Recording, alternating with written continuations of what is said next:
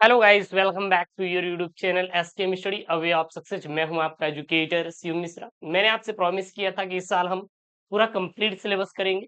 Then आपका मैं यहाँ पे कंप्लीट सिलेबस चालू कर दिया हूँ, क्लासेस शुरू हो गई, तो आप बिल्कुल चिंता मत करिएगा। हर एक इंपॉर्टेंट टॉपिक जो आपके पेपर रिपीट किया जाता है और जो आपके इंपॉर्टेंट है सारा चीज मैं पढ़ा दूंगा, चाहे फिजिक्स का हो, चाहे केमिस्ट्री का हो, या फिर बात करें बायोलॉजी का। हर एक टॉपिक आपका क्लियर हो जाएगा, बिल्कुल भी चिंता मत करिएगा। एकदम क्रिस्टल क्लियर तरीके से आपके दिमाग में घुसेगा।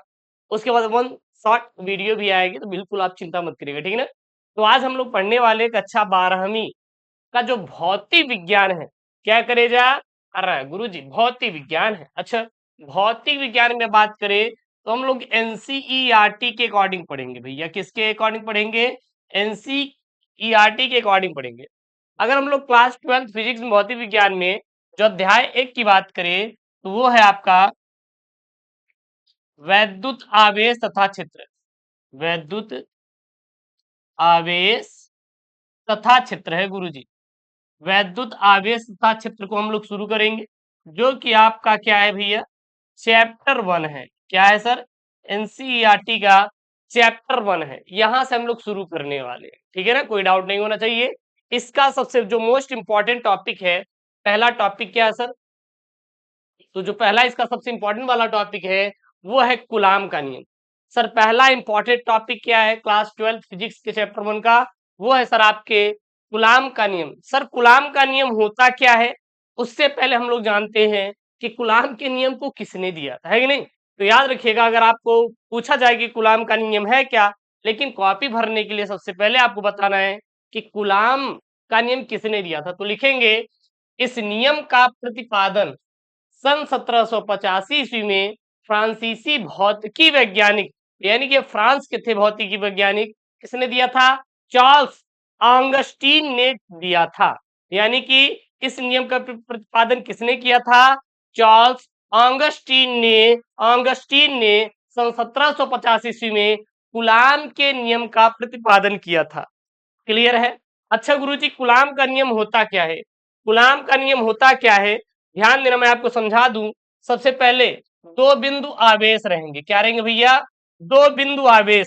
सर दो बिंदु आवेश क्या है? यहाँ पे जो आवेश है सर Q1 है, यहाँ पे जो आवेश है सर क्या है आपका? Q2 है। दो बिंदु आवेश है। आवेश को हम लोग Q से दिखाते हैं। आवेश को किससे दिखाते हैं? Q से दिखाते हैं। ये आवेश है, ये क्या है सर? आवेश है। लिख लीजिए अगर आपको लिखना है तो, ये आवेश है। अब इन आवेशों की गुरुजी बीच की दूरी तो होगी ना, तो जाहिर सी बात है सर इन आवेशों के बीच की दूरी क्या है? स्मॉल आर है। ये क्या है सर? डिस्टेंस है। ये क्या है सर? डिस्टेंस है, स्मॉल आर है। बस यहीं से आपके कूलाम के नियम का क्या होगा? प्रतिपादन होगा। सर कैसे? ध्यान देना, दो स्थिर बिंदु आवेशों के बीच, मेन नियम यही है कूलाम का। अगर मेन नियम पूछा जाए तो आपको लिखना क्या? यही लिखना है, दो स्थिर बिंदु आवेशों के बीच लगने वाला बल। दो स्थिर बिंदु आवेश के बीच लगने वाला बल। अब इन Q1 और Q2 दो बिंदु आवेशों के बीच लगने वाला वैद्युत स्थिर बल। सर स्थिर बल क्या है इसके बीच? इसके बीच जो बल लग रहा है F लग रहा है। क्या सर लग रहा है? इनके बीच जो बल लग रहा है वो F लग रहा है, ठीक है ना। ध्यान देना, यहाँ पे क्या लिखा है? दो स्थिर बिंदु आवेशों के बीच लगने वाला बल उन आवेशों के परिमाणों के गुणनफल के अनुक्रमानुपाती। उन आवेशों के परिमाणों के गुणनफल के अनुक्रमानुपाती, अर्थात गुरुजी गणितीय गणितीय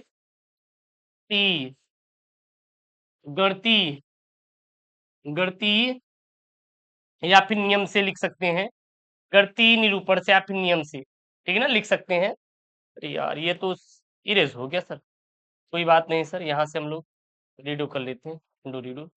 चलिए ऐसे लिख लेते हैं। क्या हो जाएगा आपका यहाँ पे? क्या हो जाएगा यहाँ पे? देखो यहाँ पे क्या बोल रहा है, यहाँ पे दो स्थिर बिंदु आवेशों के बीच लगने वाला बल उन आवेशों के परमाणु गुणनफल के अनुक्रमानुपाती, अर्थात F बराबर क्या हो जाएगा आपका? F बराबर हो जाएगा सर Q1 इंटू Q2।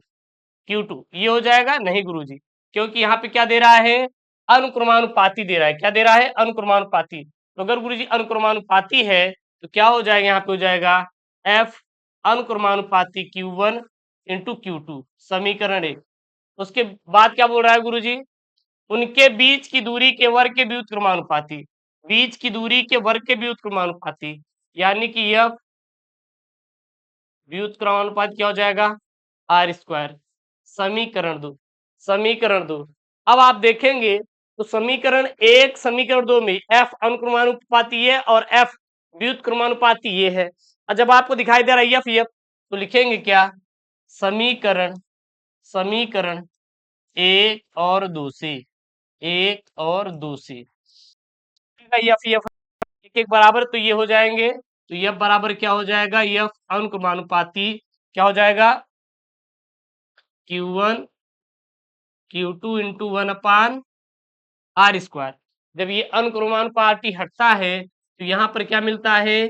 के नियतांक मिलता है। के क्या मिलता है? नियतांक मिलता है। के इंटू Q1 इंटू Q2/r²। और यही क्या है? आपके कूलाम का नियम। क्या है सर? यही आपके कूलाम का नियम है। अब यहाँ से और बहुत सारी चीजें निकाल सकते हैं। के का मान और क्या हम लिख सकते हैं? तो के का मान और आप क्या लिख सकते हैं? तो के का मान एक होता है 1/4 पाई एप्सिलॉन 0 भी होता है। के का मान क्या होता है? 1/4 पाई एप्सिलॉन 0 भी होता है। ये होता है, ठीक है गुरुजी, हम मान लिए ये होता है। तो अब यहाँ पे आप के स्थान पे क्या रख देंगे? 1/4 पाई एप्सिलॉन 0 जैसे रखेंगे तो 1/4 pi epsilon 0 into Q1 into Q2 small में r²। तो ये क्या हो जाएगा? आपका कूलाम का नियम हो जाएगा। ये समीकरण 3 हो जाएगा। तो लिखेंगे समीकरण, समीकरण 3 को ही कूलाम का नियम कहते हैं। कूलाम का नियम कहते हैं। कूलाम का नियम कहा जाता है। एक बार आप लोग क्या करेंगे सर? स्क्रीनशॉट कर लेंगे, स्क्रीनशॉट कर लेंगे, लेना है तो। एक चीज और ध्यान देना, अगर इफ 1/4 पाई एप्सिलॉन 0 का मान क्या होता है? तो 9 इंटू 10 घाते क्या होता है? 9 इंटू 10 के घाते 9 न्यूटन मीटर स्क्वायर प्रति कूलाम स्क्वायर। ये मान होता है, ये मान भी होता है, ध्यान देना।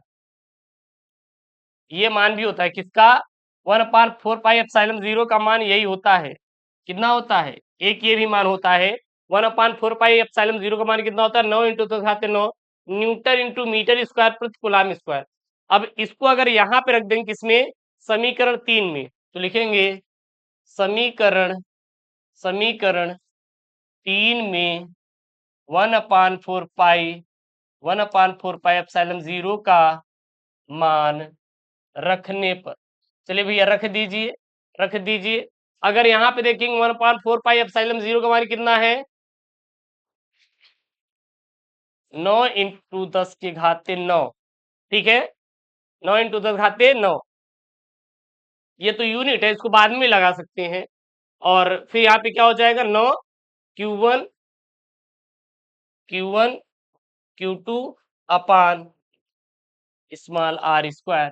यही क्या है? आपकी कूलाम का नियम है। बाकी आप यूनिट इसका लिख सकते हैं, कोई दिक्कत नहीं है। बस आपको कोई दिक्कत नहीं होनी चाहिए। और यही क्या है? आपका कूलाम का नियम है। अगर आपसे कोई पूछे कि सर कूलाम का नियम होता क्या है, क्लास 12 फिजिक्स का चैप्टर नंबर 1 यहीं से शुरू होता है, तो सीधा बोलेंगे इस नियम का प्रतिपादन सन 1785 ईस्वी में फ्रांसीसी भौतिकी वैज्ञानिक चार्ल्स ऑगस्टीन ने किया था। ठीक है ना? होता क्या सर? नियम क्या है? तो दो स्थिर बिंदु आवेशों के बीच लगने वाला बल उन आवेशों के परिमाणों के गुणनफल के अनुक्रमानुपाती तथा उनके बीच की दूरी के व्युत्क्रमानुपाती होता है।